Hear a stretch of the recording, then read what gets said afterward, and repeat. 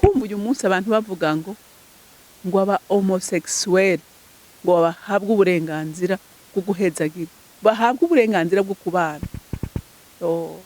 Ariko Imana mwijuru ngira ngo harahira abisi kavuga ngo ikicuza.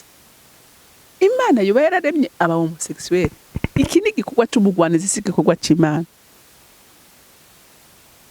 Imana yavuze ngo umugore n'umugabo babane, nico gituma Imana yabaremye kugira ngo bagwire buzure isi. Ntiyaremye abantu baza guhonya isi. Mbega uyu munsi isi yose yohinduka aba homosexuel n'abarezibiyene, isi vyogenda gute? Ahubwo ndatangara n'ingene abana b'Imana hariho n'abaja muri ivyo bintu kubera kwifuza. Haleluya. Imana ibabona muri nk'inkingi z'umunyu.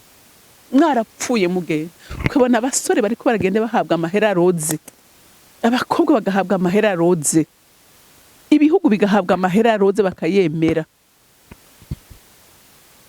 Muriko mukwegera umuvumisi kandi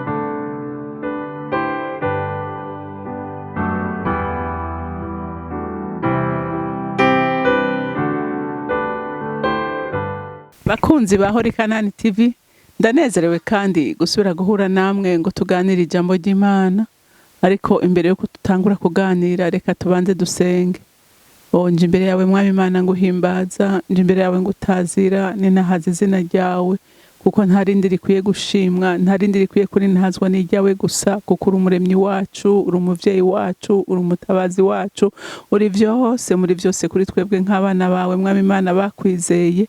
Nubu Mwami nsubiye kukwinginga kubw'imbabazi zawe n'urukundo rwawe, ngukangura imitima yacu ihorera imaso Mwami, twibuka ku gihe cyo kugaruka k'Umwami wacu Yesu Kristo kiri hafi, imitima yacu ihorera imaso, ntidusinzirizwe n'ibiri mw'isi, ariko duhere turangamije mu ijuru, kuko ariho gutabagwa kwacu kuri. Mwami Imana ndagushimiye kandi ndakuninahaje, icubahiro cyose n'amashimwe yose aba yawe, nkaba ndabisenze ndavyizeye kuvyumvise mu izina rya Kristo Yesu. Amen, amen. Rero ijambo Imana impaye kuganira namwe uyu munsi ruravuga ngo twame turi maso, twiyumvira ko igihe kiriko kiragenda. Haleluya. Turimbura ibyagezwe vy'Uhoraho uko bukeye nuko bwije, kuko nivyo bizotuma vy'ukuri tumenya. Haleluya. Ntituba abantu bazimagirika, ntituba abantu bahendwa, kuko abana b'Imana umuri iki gihe bariko barahendwa cyane, ugasanga hari n'abaja bagendera mu bintu bizimiye kubera kutamenya. Haleluya. Ariko igihe umuntu arimbura ku ijambo ry'Imana, aramenya iki jambo rivuga. Amen. Akamenya ivyahanuwe, akamenya ibihaho bigeze. Haleluya. Ivyo rero ntushobora kubimenya utari umuntu aba mu ijambo. Haleluya. Urindira ivyo abantu bagutamitse, kuko hari aho ugaburirwa n'abantu bafise izindi nyungu. Amen. Cyangwa ukagaburirwa n'abantu badafise ukumenya nabo. Ariko igihe wewe urimbura ibyagezwe vy'Uhoraho, n'ijambo umuntu akubwiye uravuga uti iri jambo siko rivuga. Haleluya. Imana ivuga gutya. Reka rero dusome ijambo ry'Imana muri Luka. Turasoma muri Luka igice cya 17, dusome kuva ku murongo wa 22 dushikane ku murongo wa 33. Luka 17 umurongo wa 22 dushikane ku murongo wa 33.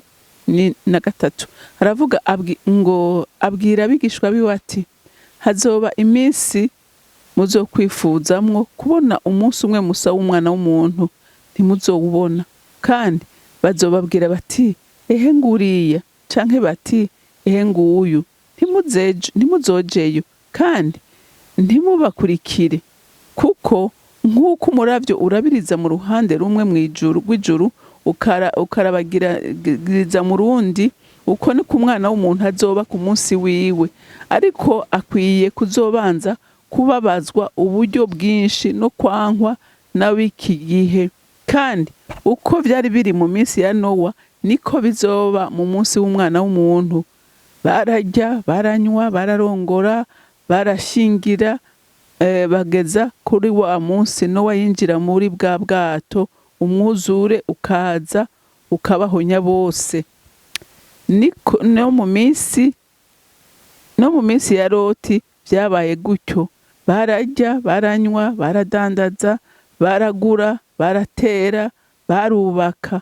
Maze umunsi Loti yabiriye i Sodomu umuriro n'ibizuku biratibuka bivuye mu ijuru birabahonya bose.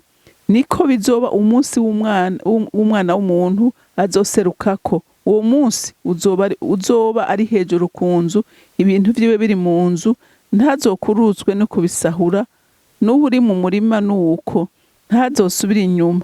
Mwibuke Mukaroti, uzogerageza kurokora ubugingo bwiwe azobubura, ariko uzoheba ubugingo bwiwe azoburokora. Amen. Urumva Yesu bwiwe niwe yivugiye iri jambo. Haleluya. Niwe yivugiye ijambo, aravuga ibizokwerekana igihe c'iherezo, aravuga ingene bizoba bimeze. Ndakunda Yesu. Urumva Yesu nta kuri na kumwe yahije abana b'Imana, ahubwo nahacu ukurimbura kuri iri jambo tukarisoma kandi tugasaba mpwemu yera akariduhishurira. Haleluya. Yesu arabwira abigishwa biwe uko ibihe by'iherezo bizoba bimeze. Ati hazoba hariho abantu benshi babesha, hazoba hariho abantu bironderera inyungu kandi bagaca muri iri jambo ry'Imana. Hazoba bigira Imana. Haleluya. Hazoba abantu bigira Imana, bavuga ati Yesu araha, Yesu ari hariya. Uyu munsi urumva abantu baravuga ngo hariho umuntu akozako, hariho umuntu akora ibi niba akoreshwa ibi nibi abantu tukiruka inyuma yabo bantu. Ariko Yesu yaravuze ngo nta muntu numwe yamwizeye ataha ububasha. Haleluya. Ngo mwese ndabahaye ububasha bwo gushingura akarimbi kose ku mwasi. Haleluya. Haleluya.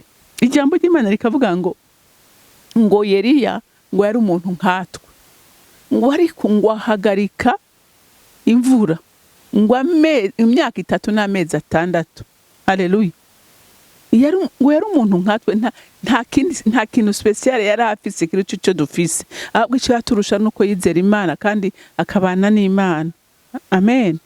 Nico yaturusha. Ariko ubundi uko umuntu yavukiye amezi 9 yavukiye amezi 9, yabaho nk'uko tubaho, yajya nk'uko tujyasonza nk'uko dusonza, yari ameze nkatwe. Ariko we yari afise inkomezi z'Imana n'ishurirwa ry'Imana. Kubera iki? Kubera yarongorwa n'Imana.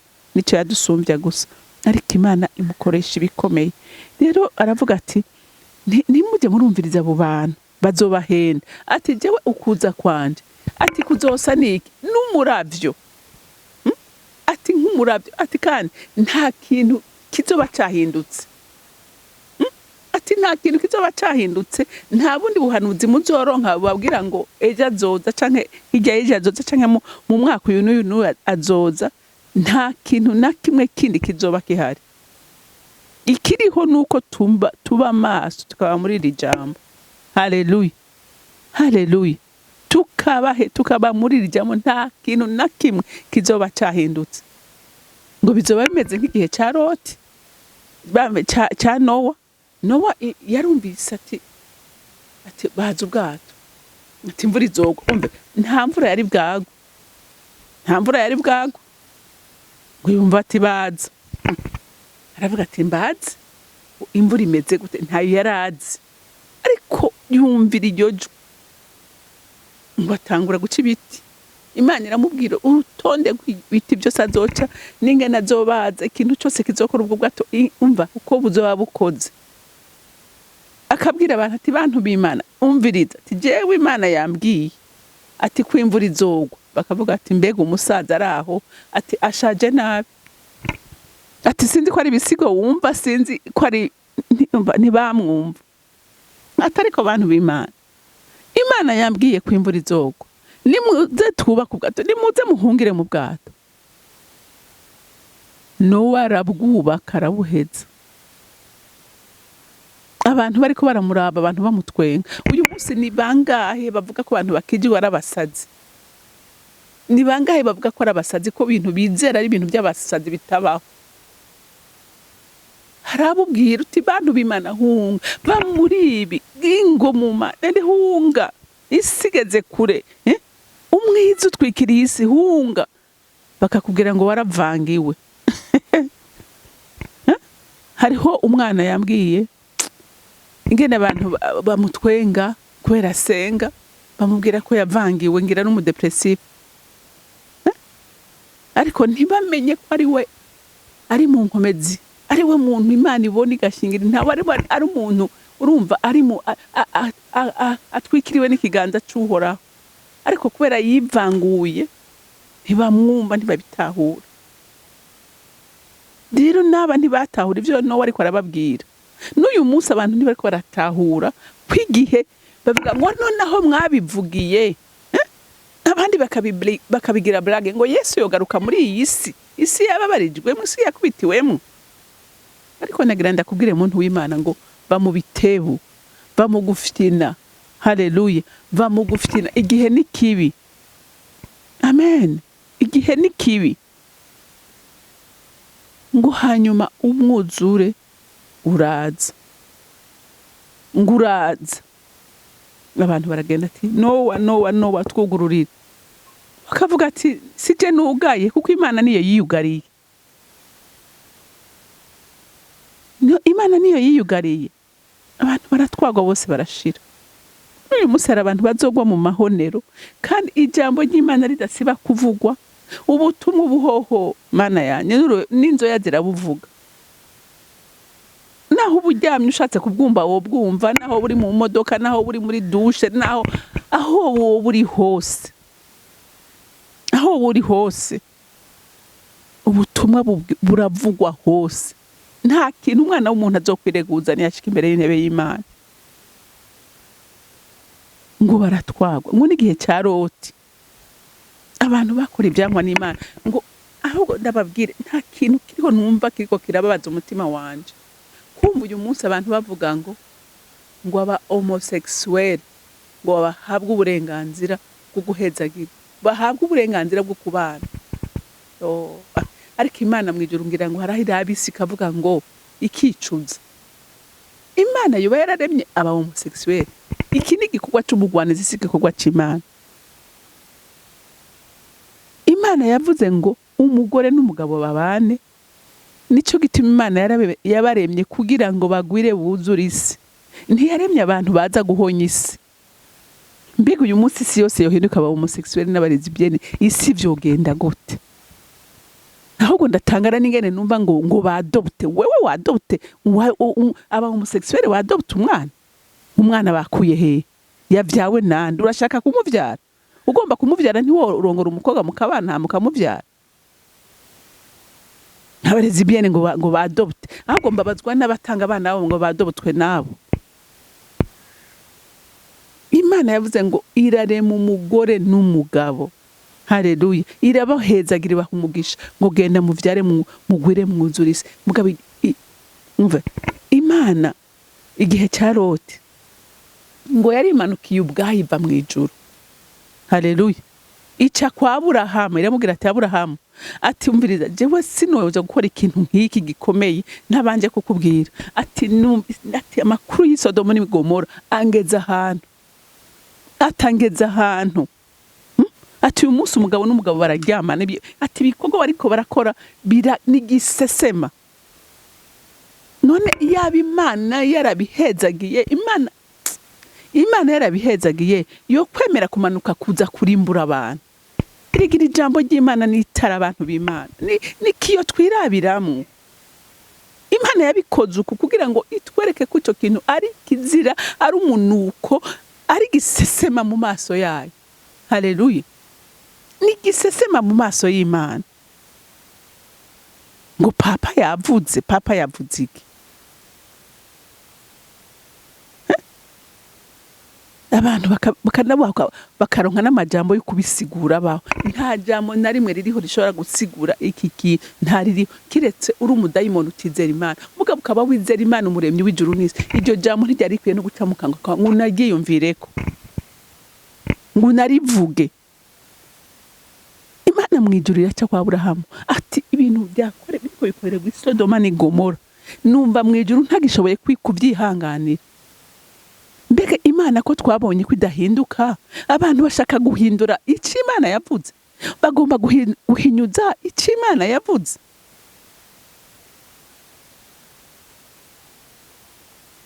abantu bari kwakwigera umuvumisi ibyago biriko biraba mwisi bizanwa n'abantu none ubu n'abakozi b'Imana by'ukuri ku mugaragaro bakwegera umuvumisi hama abana b'Imana badere babikurikire. Imana ngo iramanuka yamubwira ati Imana ati none nk'ubu hoboneka n'abagororotsi 200 ingahe batanu ati wokiza Sodoma na Gomora ati noyikiza Aburahamu aravuga ati Mana ngiri urumva arayoberwa icyo ari bukore kuko yari yumvira ko abagororotsi 10 boboneka ariko nta bari bahari. Uyu mugore Loti Imana yamubwira ati vayo n'ingoga abamarayika baragenda nabo bashatse kubaviyora twabonye ibigabo byinjiye iwawe reka tuze tubikorere bya furambi ati tabaranya ntimukorere ibara tuma mwakira abakobwa banje ngabo. Amabwira Loti we ati subirire mu nzu tukwereke ngenda babwire nukuri Imana izokora ibintu dutangare muri yisi izokora ibintu dutangare uyu munsi ndabizi neza ntakekeranye ko baravyanka bariko bariyopoza ndazi ko bazohura n'ingorane ariko mwemere haleluya mwemere muhagararire ico mwizeye haleluya muhagararire iki jambo ry'Imana rivuga ntimukangwe nibishobora kuba bako haleluya ntibibakange hariho abatwibanjirije bapfuye impfumbi bazira ico bizeye ariko Imana yavuze ngo nzobarinda haleluya ngo abazokwifuza gukiza ubugingo bwabo bazobubura uzoshobora kwanka uvuga uti jewe nta kundi ndemeye nta kundi no bigenza ariko umenye ko uzogwa mu mahonero uzojiyo so satana ari wo mugabane wawe ariko ngo bazokwemera kubuheba haleluya abazokwemera kubuheba ngo bazobihabwa bazoshika mu bwami bw'Imana bahanagurwa amarira haleluya ngo ntimumere nka Mukaroti umva Mukaroti werahindukiye aja kuraba Sodoma avuyemo ibyiza sizeyo haleluya yibuka ingira ngo ivya amazahabu yiwe yibuka impuzu yibuka ibintu byose yari afise ngo yahindutse inkingi y'umunyu haleluya ahinduka inkingi y'umunyu kubera kwifuza. Uyu munsi abana b'Imana hariho n'abaja muri ivyo bintu kubera kwifuza haleluya Imana ibabona muri nkingi z'umunyu mwarapfuye mugenda ukabona abasore bariko baragenda bahabwa amahera roze abakobwa bagahabwa amahera roze ibihugu bigahabwa amahera roze bakayemera muri ko mukwegera umuvumisi kandi Imana izobaturira